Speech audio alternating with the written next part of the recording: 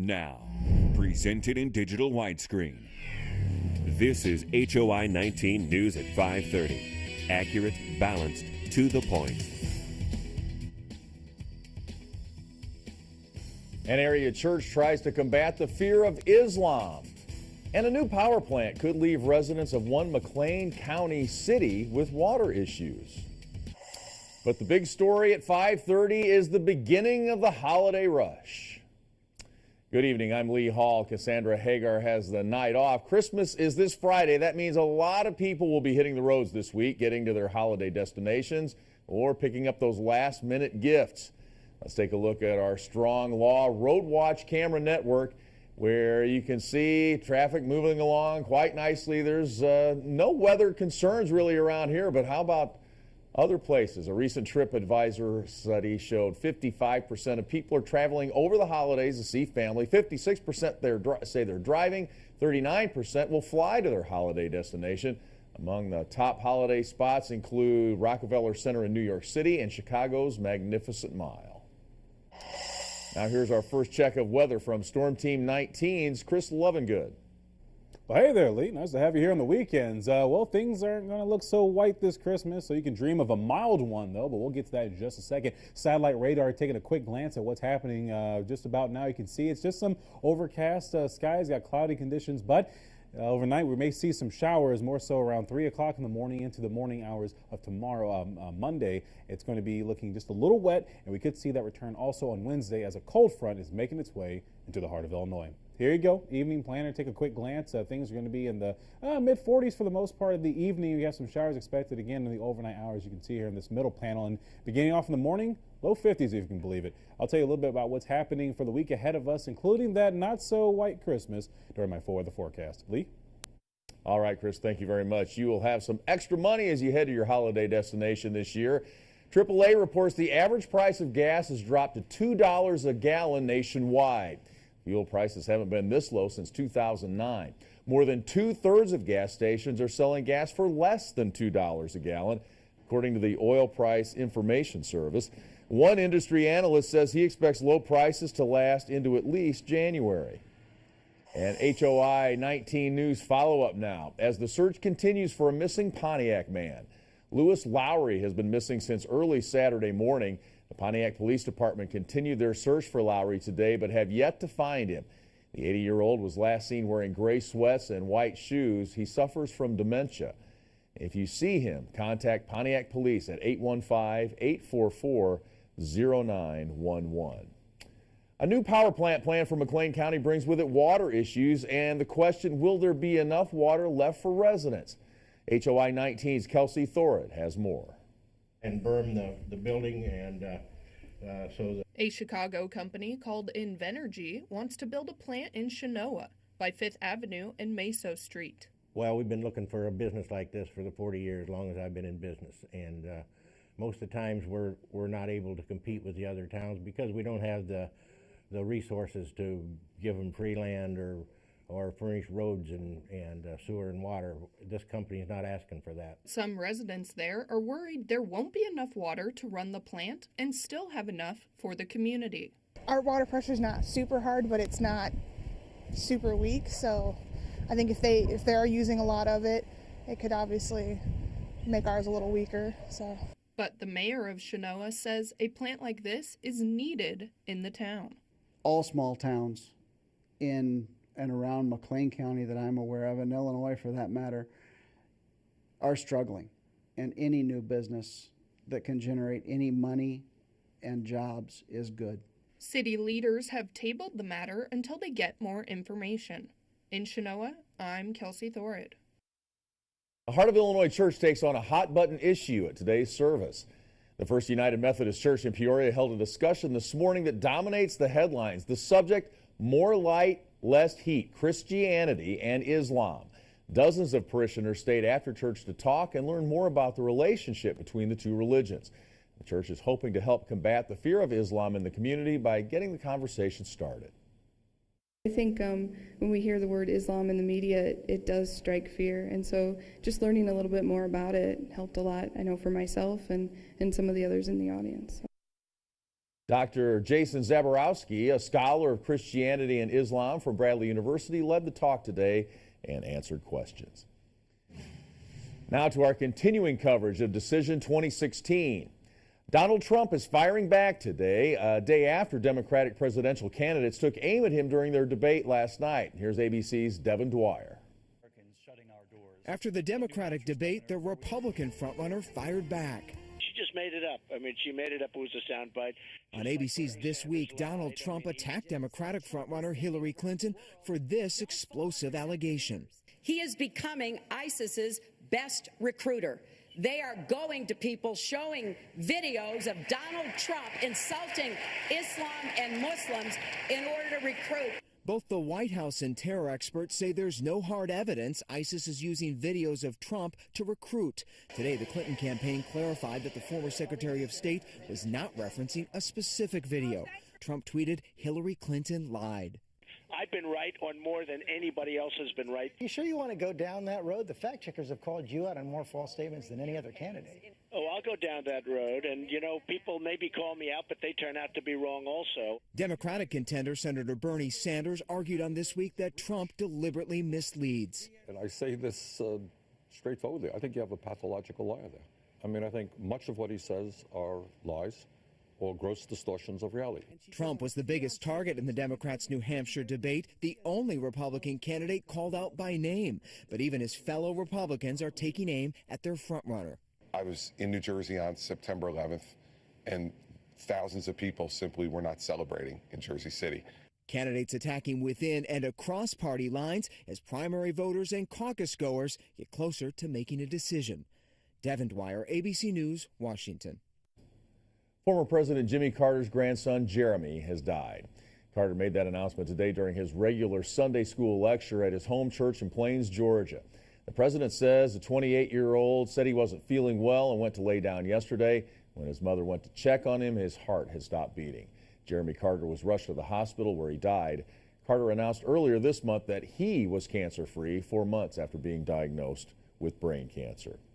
A device found in the bathroom of an Air France flight en route to Paris overnight was not a bomb. The Boeing 777 was forced to make an emergency landing in Kenya today with nearly 500 people on board. Several people were questioned by Kenyan authorities, but there's no word if anyone was arrested. It's the fourth Air France flight to be diverted in a little over a month. The other 3 cases were hoaxes. Police in Madison, Wisconsin are still looking for the person responsible for shooting someone inside a busy shopping mall. Witnesses report hearing multiple gunshots yesterday afternoon. They say shoppers ran for cover as the incident unfolded. A police spokesman said a bullet struck a 19-year-old man in the leg. They believe he was part of the initial dispute and that multiple people were involved in the incident. Chris is back in just a moment with your holiday forecast. Still ahead, we talk to holiday shoppers just a week before Christmas, and a long-awaited movie forces its way to the top. You're watching HOI-19 News. Accurate, balanced, to the point.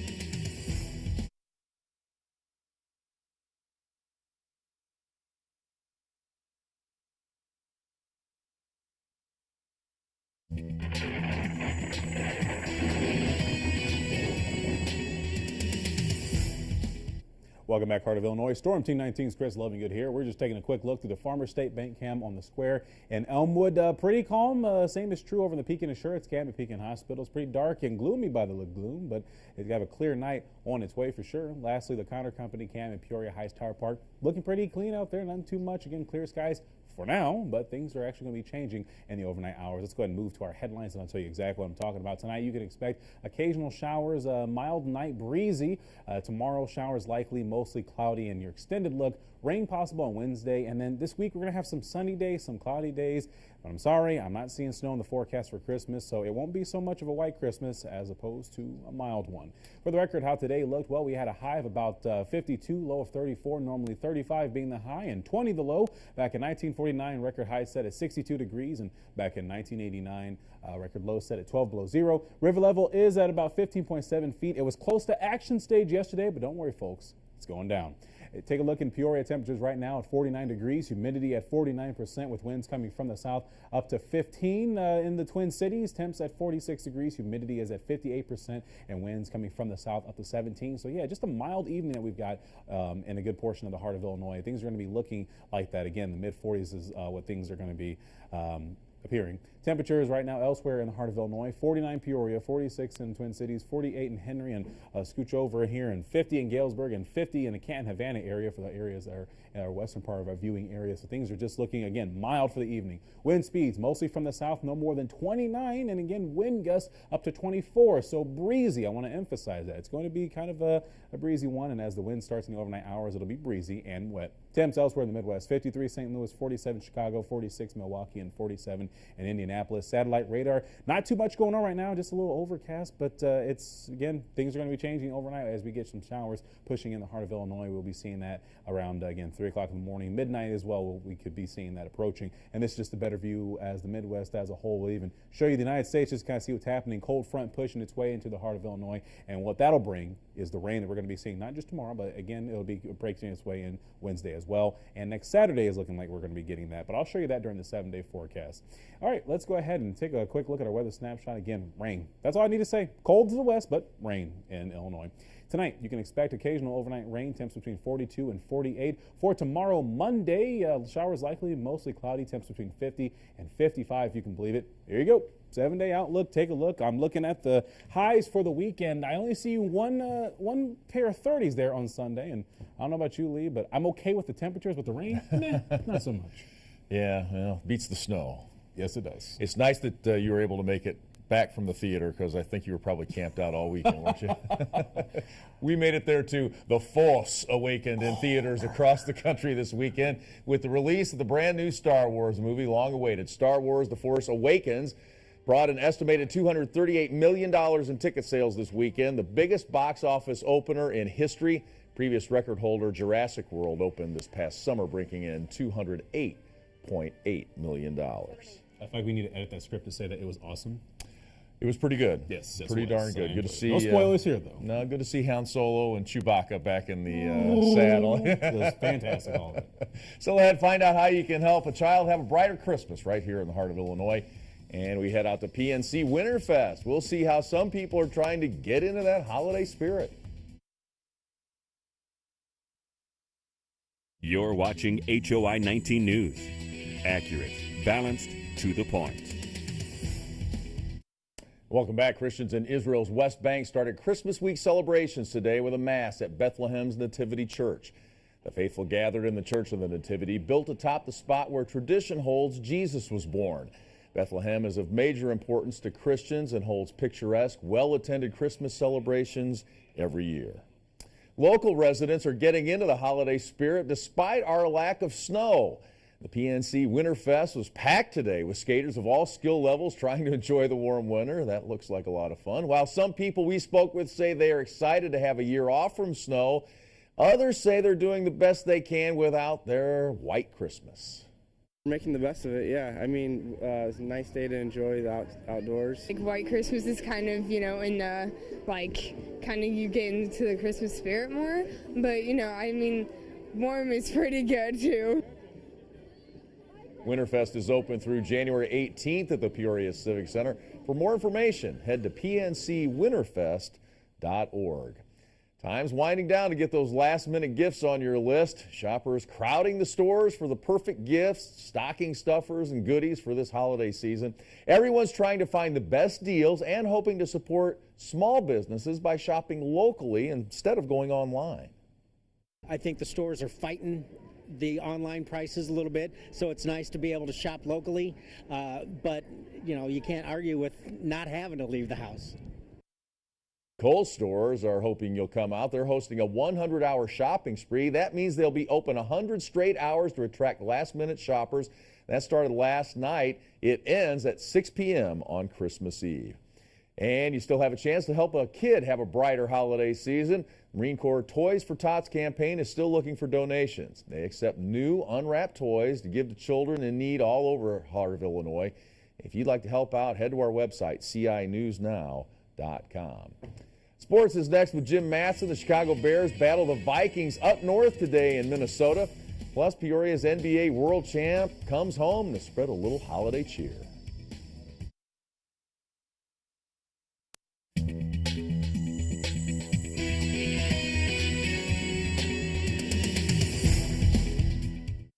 Hello, Heart of Illinois. With 3 games to go, the Chicago Bears hoping to play the role of spoiler as they travel to Minnesota today, but they sure did not spoil this guy's day. Teddy Bridgewater with a career day. He had 4 touchdown passes, 1 touchdown run. The Vikings cap off a 93-yard scoring drive and the pretty toss to Stephon Diggs. Bears fell behind 10-zip, but Jay Cutler, the back shoulder throw to the back of the end zone, don't see that very often, to Alshon Jeffrey made it a 10-7 game. But the Vikings drove 80 yards to finish the first half. Bridgewater to Jerick McKinnon, some sloppy tackling by the Bears, 17-7 at halftime. Jay Cutler wound up on his back 5 times, sacked 5 times. Brian Robeson the sack, the strip, the recovery for the Vikings. Cutler and the Bears got in the end zone one more time, but this will just help out you fantasy football owners. Cutler to Matt Forte for the score, but this one's all Minnesota. 38-17, the Bears' 3rd straight loss. The game of the day was in New York. Carolina at New York, and Cam Newton played like the MVP. He had 5 touchdown passes here on the bootleg. He finds Greg Olsen all by himself for the touchdown. Then a touchdown pass to Ted Ginn Jr. He caught 2 scores. Carolina had a 35-7 lead. They were blowing out the Giants, but the Giants roar back. Eli Manning to Odell Beckham in the final 2 minutes ties the game 35-all, but Newton got the Panthers in field goal position, and they win the game on Graham Gano's final play field goal. The Panthers are 14-0, 38-35. The Houston Texans are winners and take over first place in that hapless AFC South. Brandon Wheaton, of all people, to Jalen Strong for the go-ahead touchdown. Texans win it by a final score of 16-10. Well, if you're like me, you probably dream of spending Christmas week in Idaho. That's what the Bradley Braves are doing today. The Braves in Idaho to take on Boise State, and boy, they got hammered by the Broncos today. Bradley down 46-33 at half. Dwayne Lauderdale-Agunlia had 17 points. He drills a 4-point play there. Antoine Pittman had 15, but this guy right here, James Webb, 31 points. He scores in the alley-oop. Later, a wide-open 3 by Chandler Hutchinson. Bradley loses 90-70 and falls to 2-10. The Fighting Illini won their 4th straight game yesterday with a 91-79 win over South Dakota. Illinois scored 30 baskets on 23 assists as team basketball and share the basketball was the theme yesterday. I felt like we looked, you could just feel it, looked, sensed, played like a team at a really high level for the duration of 40 minutes. And obviously it's something to build on because that doesn't just happen. These guys have got to be humble. We've got to be hungry when we show up tomorrow. And we've got to use this in a positive way. Well, 2015 was a magical world championship year for Peoria High grad Sean Livingston and Eureka High grad Ben Zobrist. They both came home this weekend. Golden State Warriors world champion guard Sean Livingston spent his day off yesterday flying to Peoria and playing the role of Santa, Sean, as he passed out presents to Peoria children. Sean thrilled to be in a position to help the youth of Peoria. I mean, it's just about, spreading the joy, I've been fortunate, my whole life. And to be able to come back where I started in Peoria and spend with other families, it's the greatest feeling. It puts everything into perspective. Yesterday, Ben Zobrist, fresh off his world championship season with the Kansas City Royals, held his annual Play with the Pros camp. Ben looking good with that brand new Cubs ball cap on. We just knew in our hearts that that's really where we wanted to be. We wanted to be close to home where I grew up, wanted to be in a situation where it was a winning culture. And, Joe Madden, of course, there's a comfort level having him as the manager. And, to play in the NL Central, which I grew up watching, is just a blast. It's going to be fun. And don't forget, we'll stay up late talking sports with you tonight, Sunday Overtime. This and every Sunday night at 10:30 p.m. Kind of neat to see Ben and Sean back in town, huh? Absolutely. Always good to see him, but now that the world champs, it's just a little different feeling. Yeah, it's pretty cool. Couldn't happen to two nicer guys, that's for sure. Thanks a lot, Jim. We'll be back with a check of your weather right after this. All right, take a quick look. Things are looking just a little wet on tomorrow, Wednesday, Saturday, Sunday. And I'm sorry, folks, but Christmas isn't looking so white this year. It's going to be a little more mild. Lee? I thought Chris was a big Star Wars fan until I saw this. Star Wars fans flocking to a church in Berlin today for a special service themed around the sci-fi film. Around 500 people carrying lightsabers dressed up as their favorite characters attending the service. That's more than twice as many as usual on a Sunday. Maybe it's a recruiting tool. Congregation watching clips from the original film on a large screen during the service. The organist played the iconic theme song. The Mass ended with two pastors using lightsabers as props during a reading from the Bible. My only concern after the video we just saw is they were using a Sith lightsaber. And Yeah. I would like to believe that Jesus would not use Not a the Sith dark lightsaber. side. No, Not no. tapping into the dark side. Probably green, more likely purple, the color of royalty was. Just thinking. All right. But Well, hey, thanks for who's a clearing nerd that here? up. All right. We'll see you back here tonight at